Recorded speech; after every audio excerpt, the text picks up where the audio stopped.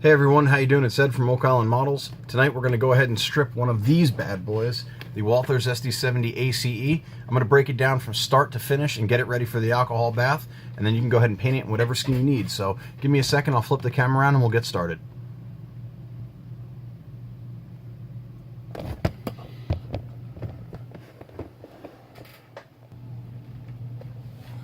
Okay, so before we get started, we're going to go ahead and make sure you got like a nice soft area to work on. This piece of foam will be more than enough. Grab a couple tools you're going to need. You'll need a decent Phillips head. I would suggest a sharp hobby knife. This is just a X-Acto number 11 blade. And then you might need a chisel blade also. Most of the time you don't, but just in case. So, you can see it's all sealed up here. Knocking over the rest of my tools, and here we go.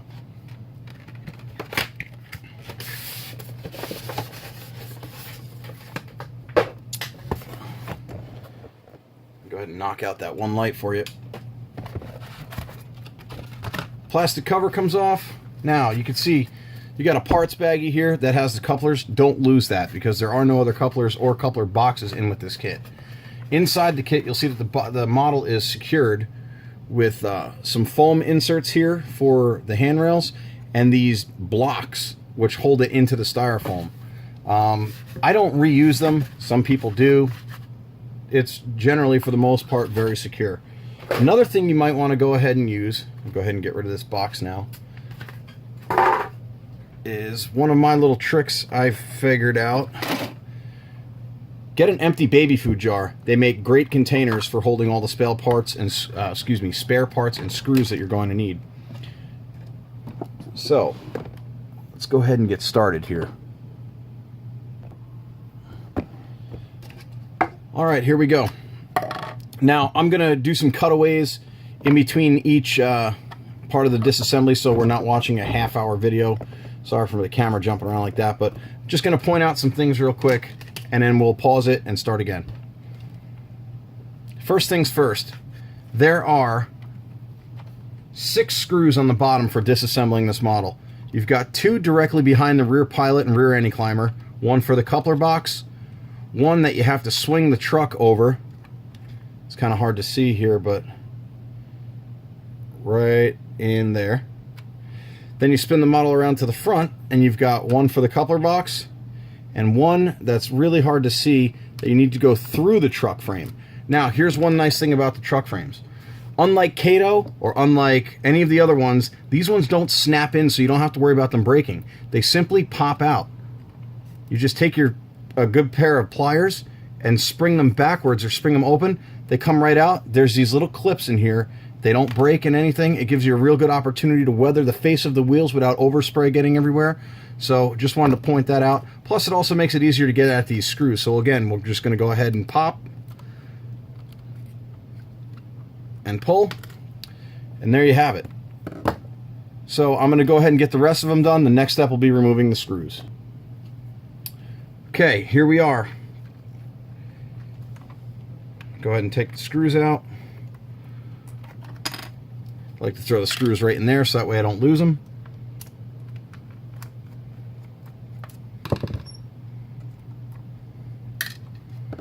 Spin the engine around. One thing you want to do, because the horns on these are a little bit delicate, go ahead and grab the horn by the base, rock forward and a couple times, and it will lift right out without damaging the horn. That way you can go ahead and re-glue that later and it doesn't break. As far as handrails go, the handrails pull out nice and easy. They come off the frame nice and easy. They're flexible, but they're durable. They're like a nice mix right in between the Kato and the Athearn. They don't break like the Athearns do, but they're not super thick like the Katos are. So that's a nice feature. And just like that, that side is stripped. Now, same thing, we'll go over to this side. Pull 3 up, pull the rest of them right out.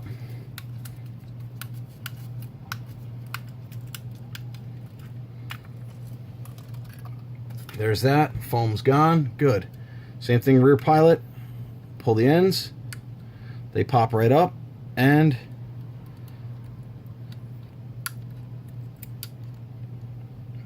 easy removal all the way around. Same thing up front. Now, I leave the ditch lights on, and there's a reason why. I'm not actually going to be stripping the frame apart, and I prefer to use their plow. But the handrails, though, come right off just like this, and then you want to go ahead and pop the body right there. These come off. These come off, and just like that, all your handrails are gone. Nothing to worry about. You're not going to break it. So we'll go ahead and get the rest of the screws.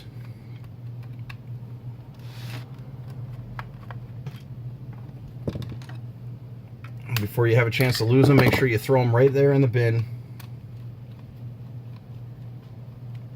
or cup or whatever you're going to use, Ziploc bag, anything works. Just make sure that you hold on to them. The only complaint I would have about these, if I did have one at all, would be I called Walthers to order some replacement parts. They don't offer parts like all of the other manufacturers do. But anyway, just like that, your whole engine is ready to come off now. Now check this out. These, the rear radiator section lifts right out. You rock it back a couple times, and there's a pin on the inside that holds it so that way you're lined up properly for next. There you go. Now you can see that pin on the inside there. That lines up with that pin right there, and right underneath that is a speaker housing. This is a Sound Equip model, so, but anyway, that's all going to get stripped together. The other thing you can do, go ahead and take the sunshades off. Now, there are two other screws, and that's what holds the cab and nose to the subframe. I'm going to go ahead and pop those screws right here. I don't know if you can see it. There goes one. There goes two. And just like that, the entire model lifts off. Now the thing that's nice about this one, as opposed to say the Genesis, is there's no bulbs. There's nothing to get you caught up. Everything is housed right here. Here's your two ditch lights. They run through a fiber optic tube up to the ditch light. And then there's your headlight, which goes right here behind the glass. Now we're going to remove that glass and glazing because the alcohol does have a tendency to cloud that up. But the next thing you're going to have to do is get the body separate from the walkway. Now, I know what you're thinking. You're going to break this engine for me? Yes, we are. We're going to actually break it right now. You're not really breaking it though, you're just going to unglue it. So start by working along the frame rail lightly until you get one end to pop, and then the rest of it will follow. They're lightly glued, and you will be able to easily re-glue these back. Now, the only thing you got to watch is right here on this portion underneath the inverter cabinet is there's a hollow point there, and you don't want to push into the body pins, the mounting studs, or else you will damage them. So again, just like that, there's one frame rail. If you need a black subframe, no reason to paint. There you go. Same thing with the other side. We're going to go ahead and pop this right out. And just like that, your frame rails are out. I would suggest taking the air tanks off if you want to detail them or for whatever reason, but now you'll start to see the body separate from the walkway.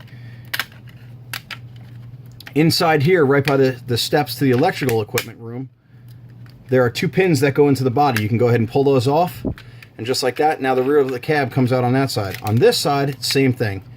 Come up to the cabinet, and then watch this. Go ahead and lift one side of the cab off. Just like that. The entire cab comes off, revealing the cab interior.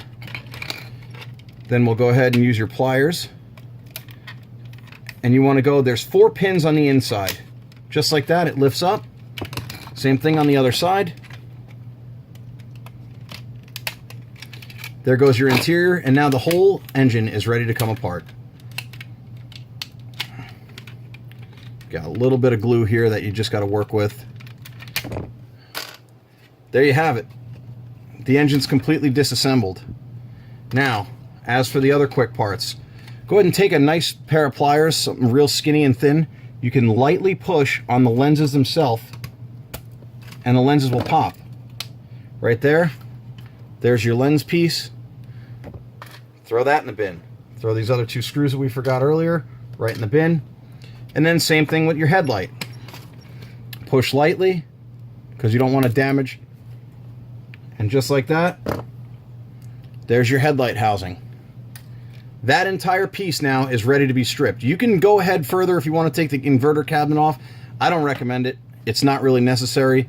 Now, like I said, I'm going to be using this part over again. So what I will do is I'll mask this and reshoot it the color red that I need it for, and then I'll reshoot the frame stripe black because I use the actual reflective tape.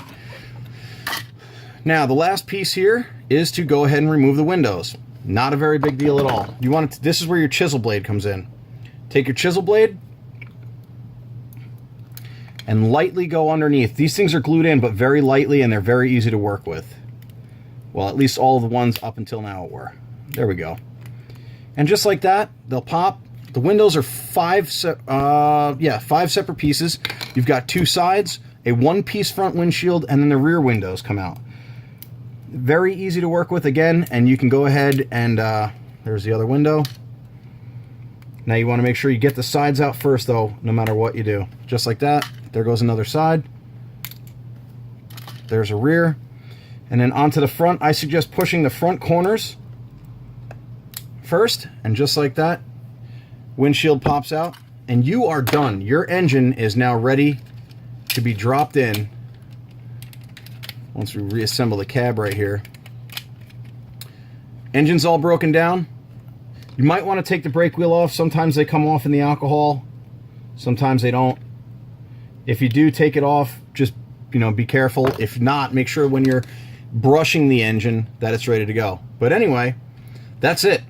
I hope this was a help for everybody out there. I've got about 12 more of these things to strip, so I'm going to get going. But I want to thank you for tuning in, and we'll talk to you soon. Thank you.